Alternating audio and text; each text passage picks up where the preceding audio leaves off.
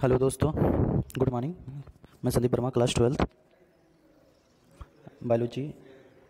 जैसा कि हमने पिछले क्लास में ह्यूमन रिप्रोडक्शन के बारे में चैप्टर कंप्लीट कर दिया था, और उसके बाद जो रिप्रोडक्टिव हेल्थ है उसको आप सेल्फ स्टडी करिएगा। जो नहीं समझ में आएगा तो उसको हम क्लास में डिस्कस करेंगे। ठीक है, आगे वाला chapter principle of inheritance and variation है। ठीक है, तो चलिए शुरू करते हैं। Principle of inheritance and variation. ठीक है, तो इसमें क्या है, इनहेरिटेंस के बारे में पहले जान लीजिए, इनहेरिटेंस क्या होता है। ठीक है, उसके बाद वेरिएशन आप समझ जाएंगे। ठीक, तो इनहेरिटेंस क्या होता है, सपोज करिए कि ये क्या है, पेरेंट है। ठीक है, क्या है, मान लीजिए ये एक वन जनरेशन, फर्स्ट जनरेशन, जैसे किसी के परिवार का। ठीक है, तो परिवार में क्या होंगे, सबसे ओल्डेस्ट जो होंगे ग्रैंड फादर हैं। ठीक है, ग्रैंड फादर हैं। इसके बाद क्या होगा, ग्रैंड फादर या ग्रैंड मदर दोनों होंगे। ठीक, तो उनसे जो संतान हुए हैं या प्रोजनी हुए हैं वो क्या होंगे, सपोज करिए हमारे फादर हैं। ठीक है, तो उसके बाद फादर में, फिर उसके बाद सन में। ठीक है, ये क्या है, ये फर्स्ट जनरेशन रहा, ये कौन सा जनरेशन, सेकंड जनरेशन रहा, ये थर्ड जनरेशन। ठीक है, फिर आप मान लीजिए इसमें कोई कैरेक्टर। ठीक है, कैरेक्टर का मतलब जैसे बालों का रंग, colour of eyes, colour of hair, या बॉडी शेप की बात किया जाए, या उनके जो आइरिस कलर है। ठीक है, इन सब की अगर बात किया जाए तो ग्रैंडफादर में जो क्वालिटी थी, ठीक है, वो क्वालिटी अगर सेकंड जनरेशन या फादर में आ गई, ठीक है, तो उसमें क्या हुआ, ये एक one generation to another generation क्या किया, जो क्वालिटी था या जो कैरेक्टर था वो क्या हुआ, अगले पीढ़ी में ट्रांसफ़र हो गया। ठीक है, इसके बाद फादर में वो कैरेक्टर, ठीक है, जो सेकंड जनरेशन था या फादर में, सपोज करिए जो ऐसे समझिए, फादर में या ग्रैंड फादर में कलर ऑफ आइज, ठीक है, कलर ऑफ आइज ब्लैक। ठीक, तो ब्लैक किस कलर किस में था, ग्रैंड फादर में। ठीक है, इसके बाद जो उनसे प्रोजनी हुआ, या फादर की बात किया जाए या सेकंड जनरेशन की बात किया जाए, तो उनमें कलर ऑफ आइज की बात किया जाए तो, या आइरिस कलर की बात किया जाए तो उनका कलर भी ब्लैक खिंच रहा। ठीक, फिर इसके बाद थर्ड जनरेशन में बात किया जाए या सन में बात किया जाए तो इनके आइरिश की बात किया जाए तो ये ब्राउन हो गया। ठीक है, तो आपने देखा कि ग्रैंडफादर से फादर में जो क्वालिटी था या कैरेक्टर था वो क्या हुआ, टोटली ट्रांसफ़र हो गया। लेकिन जब फादर से या सन में गए, ठीक है, तो उसमें क्या हुआ, क्वालिटी का वेरिएशन हो गया। ठीक है, ये चेंजेस किससे होता है, ये चेंजेस हमारे सेल, या ऐसे समझिए जैसे हमारा ये बॉडी रहा। ठीक है, सपोज करिए हमारा बॉडी है, बॉडी के अंदर क्या होगा, सेल्स होंगे। ठीक है, सेल्स के अंदर अगर देखेंगे तो सेल्स के अंदर क्या होंगे, क्रोमोसोम होंगे। ठीक है, क्रोमोसोम या डीएनए या आरएनए। ठीक है, तो क्रोमोसोम के अंदर जब देखेंगे तो क्या होंगे, जीन होंगे। ठीक है, क्या होंगे, जीन। तो जीन में एक क्या होता है, कैरेक्टर होता है। ठीक है, ऐसे समझिए, जीन से क्या होता है, जीन एक्सप्रेशन होता है। ठीक है, इससे एक स्पेशल, ठीक है, पर्टिकुलर जीन से पर्टिकुलर प्रोटीन का सिंथेसिस होता है। ठीक है, समझ रहे हैं, जैसे सपोज करिए आइज कलर हमने बात किया या आइरिस कलर की बात करें तो इसमें एक पर्टिकुलर जीन जो होगा वो एक्टिव होगा। ठीक है, एक पर्टिकुलर जीन क्या होगा, एक्टिव होगा। वो पर्टिकुलर जीन क्या करेगा, प्रोटीन का सिंथेसिस करेगा और वो स्पेसिफिक होगा। ठीक है, ये नहीं कि कोई जीन अलग है, ऐसे समझिए जो स्किन कलर है, ठीक है, इसके लिए अलग जीन है। ठीक है, तो ये जीन क्या हुआ, ऐसा नहीं कि ये जीन दूसरा कोई कैरेक्टर शो करने लगेगा, वो अपना स्पेसिफिक कैरेक्टर ही शो करेगा और वो अपना जो प्रोटीन का सिंथेसिस होगा, ठीक है, वो स्पेसिफिक होगा। ठीक है, अब इसके बाद जब स्पेसिफिक प्रोटीन का सिंथेसिस हो रहा है तो उससे क्या होगा, उस पर्टिकुलर ऑर्गन में या उस पर्टिकुलर ऑर्गेनिज्म में वो डिफरेंस या वो वेरिएशन या वो जो जीन एक्सप्रेशन होगा वो मौजूद होगा। ठीक है,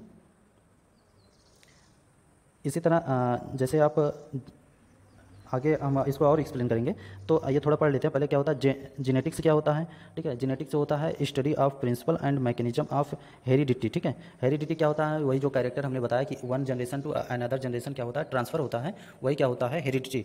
और इस फिनोमेना को हेरिडिटी बोलते हैं। ठीक है, इस फिनोमेना को जो one generation to another generation transfer हो रहा है कैरेक्टर, इसको क्या बोलते हैं, हेरिडिटी। ठीक है, और क्या होता है, जो कैरेक्टर या जो कलर जो ऐसे समझिए जो वेरिएशन क्या होता है, जो हमने बताया one generation to another generation, जब जीन का एक्सप्रेशन या जीन का जो होता है प्रोटीन सिंथेसिस जो हो रहा है वो क्या हो रहा है, डिफरेंट हो जा रहा है। ठीक है, या ऐसे समझिए कि one generation to another generation character show नहीं हो रहा है। सपोज करिए ग्रैंडफादर का जो बॉडी कलर था, ठीक है, स्किन कलर था, वो था ऐसे समझिए ब्लैक ब्लैक था, ठीक है। अब उसके बाद जो ग्रैंड डाटर हुआ या ग्रैंड सन हुआ, उसके स्किन का कलर जो हुआ वो वाइटिश था, ठीक है। तो आप क्या कहेंगे कि इसमें क्या हुआ, वेरिएशन हो गया, ठीक है, जीन का वेरिएशन हो गया। तो ये क्या था, जेनेटिक्स क्या होता है, study of principle and mechanism of heredity and variation, ठीक है। अब एक साइंटिस्ट का नाम आएगा ग्रेगर जॉन मेंडल, ठीक है। ग्रेगर जॉन मेंडल को आपको याद रखना है, इनको क्या बोलते हैं, फादर ऑफ जेनेटिक्स, ठीक है। फादर ऑफ जेनेटिक्स किसको बोलते हैं, ग्रेगर जॉन मेंडल को क्या बोलते हैं, फादर ऑफ जेनेटिक्स, ठीक है। इसके बाद इनहेरिटेंस की बात किया जाए तो it is a process by which character are passes one on from parent to progeny, ठीक है। वही हमने बताया, पेरेंट्स से प्रोजनी में या first generation to second generation में जो कैरेक्टर पास हो रहा है उसी को क्या बोलते हैं, इनहेरिटेंस बोलते हैं, ठीक है। It is the basis of heredity, ये क्या होता है, हेरिडिटी का बेसिस होता है। वेरिएशन की बात किया जाए, it is a degree by which progeny differ from their parent, ठीक है। तो हमने क्या कहा, फर्स्ट जनरेशन से सेकंड जनरेशन में क्या होता है, ये अगर मतलब डिफरेंट हो गया, ठीक है, कैरेक्टर शो नहीं हुआ तो उसको क्या बोलेंगे, वेरिएशन बोलते हैं, ठीक है, कि वेरिएशन हो गया, ठीक।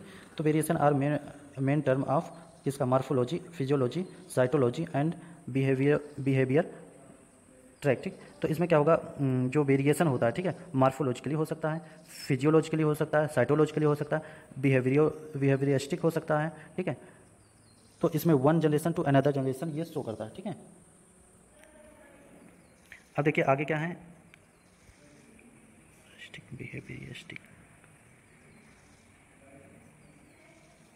इसके बाद वेरिएशन अराइजेस ड्यू टू, किसके द्वारा वेरिएशन होता क्या है, ठीक है। तो ये होता है जीन या क्रोमोसोम के द्वारा, ठीक है, जीन या क्रोमोसोम के द्वारा या क्रॉसिंग ओवर और रिकॉम्बिनेशन के द्वारा, mutation and effect of environment, ठीक है। तो आपको ये 3 पॉइंट याद रखना है। वेरिएशन किससे होता है, वेरिएशन अराइजेस ड्यू टू किससे, जीन के क्या होता है, जीन के या क्रोमोसोम के जो अरेंजमेंट होता है उसके द्वारा, ठीक है, या क्रॉसिंग ओवर और रिकॉम्बिनेशन के द्वारा। इसके बाद होता है mutation and effect of environment के द्वारा, ठीक है। इसके बाद है मेंडल्स लॉ ऑफ इनहेरिटेंस। अब देखिए मेंडल जो थे, ग्रेगर जॉन मेंडल, इन्होंने अपने जो गार्डन में इन्होंने एक गार्डन बनाया था, उसमें क्या करते थे, ये एक्सपेरिमेंट करते थे। उसमें उन्होंने क्या लिया, ग्राउंड नट लिया, ठीक है, या सॉरी ग्राउंड नट नहीं लिया, ग्राउंड पी लिया, ठीक है। क्या लिया, मटर का पाइसम सेटाइबम, ठीक है। तो इसमें क्या क्या वो एक्सपेरिमेंट करते रहे। उसके बाद इन्होंने अपना रिजल्ट एक बुक में क्या किया, प्रकाशित किया, या उसमें अपना पूरा बायोडाटा क्या किया उसमें इन्होंने लिखा, ठीक है। एक्सपेरिमेंट में क्या क्या उन्होंने देखा, वन जनरेशन में क्या देखा, सेकंड जनरेशन में क्या देखा, ठीक है। तो इनके लॉ को हमको पढ़ना है, मेंडल्स लॉ ऑफ इनहेरिटेंस। तो मेंडल्स, ठीक है, कंडक्टेड हाइब्रिडाइजेशन, ठीक है। हाइब्रिडाइजेशन क्या होता है, जैसे ये एक प्लांट था, ठीक है, किसका था, पाइसम सेटाइबम का एक प्लांट था, ठीक है। तो इन्होंने इसको एक बार क्या किया, पूरा खेती कर दिया, ठीक है, या ऐसे समझिए उसका वन जनरेशन पूरा कंप्लीट कर दिया, ठीक है। तो इससे जो सीड बना है, ठीक है, इसके सीड को इन्होंने लिया, ठीक है। इसके बाद इसको फिर से क्या किया, इसको फिर से ग्रो अप किया, ठीक है, सीड को जर्मिनेट किया, जर्मिनेशन से जो प्लांट बने उसके फिर सीड को क्या किया इन्होंने, स्टडी किया, फिर देखा कि सीड में कुछ वेरिएशन हो गया, ठीक है, और कुछ जो थे वो पेरेंट के या जो फर्स्ट जनरेशन के थे प्लांट उसके कैरेक्टर शो कर रहे हैं, ठीक है। इसी के आधार पे इन्होंने डिफरेंट लॉ दिया, ठीक है। तो इनका फर्स्ट लॉ जो है Mendel's first law, second law, ठीक है। इसी तरह इन्होंने थर्ड लॉ दिए, ठीक है। तो मेंडल्स किस पे अपना एक्सपेरिमेंट किया, तो पाइसम सेटाइबम याद रखना आपको, या ग्राउंड पी इसको बोलते हैं, ठीक है। इसके बाद selection of plant, P plant, ठीक है। तो इन्होंने क्यों पी प्लांट का ही सिलेक्शन किया, अनदर का क्यों नहीं किया, इसके बारे में आप पढ़ेंगे। तो सिलेक्शन ऑफ पी प्लांट, ठीक है, selection of pea plant, the main reasons of adopting ground pea pisum sativum experiment by Mendel's. तो इसमें क्या, pea has many distributive contribution character, ठीक है। पहले तो ये जो पी होता है मतलब मटर होता है, ये क्या होता है, डिस्टिंक्ट मतलब कई प्रकार के शो करता है, ठीक है, कैरेक्टर को क्या करता है, शो करता है, इसी के लिए। उसके बाद लाइफ स्पैन जो होता है वेरी शॉर्ट होता है, ठीक है। पी प्लांट का जो लाइफ स्पैन होता है वो कितना होता है, वेरी शॉर्ट होता है, ठीक है। इसके बाद क्या होता है, फ्लावर्स तो सेल्फ पॉलिनेशन, फ्लावर में कौन सा पॉलिनेशन होता है, सेल्फ पॉलिनेशन होता है। एंड इसके बाद क्या होता है, इसमें रिप्रोडक्शन जो होता है ये इनक्लोज बाय कोरोला, ठीक है। इसमें क्या होता है, इजीली सेल्फ पॉलिनेशन हो जाता है, इसलिए इसको इन्होंने सेलेक्ट किया। इसके बाद if it is easy to artificial cross pollinated the pea flower, ठीक है। इसमें क्या होता है, जब क्रॉस पॉलिनेशन कराना होता है, तो क्रॉस पॉलिनेट जब कराते हैं तो क्या होता है, ये इजी होता है, ठीक है। इजीली क्या करते हैं, इसका एंथ्रीडियम या जो उससे पॉलन ग्रेन निकल रहे हैं उसको क्या करता है दूसरे पे ट्रांसफ़र कर देते हैं, तो ये इजीली हो जाता है, ठीक है। और इसमें जो कैरेक्टर होते हैं इजीली क्या हो जाते हैं, स्टडी कर सकते हैं इसको, ठीक है। इसके बाद वर्किंग मेथड इसमें पढ़ेंगे आप। वर्किंग मेथड क्या होता है,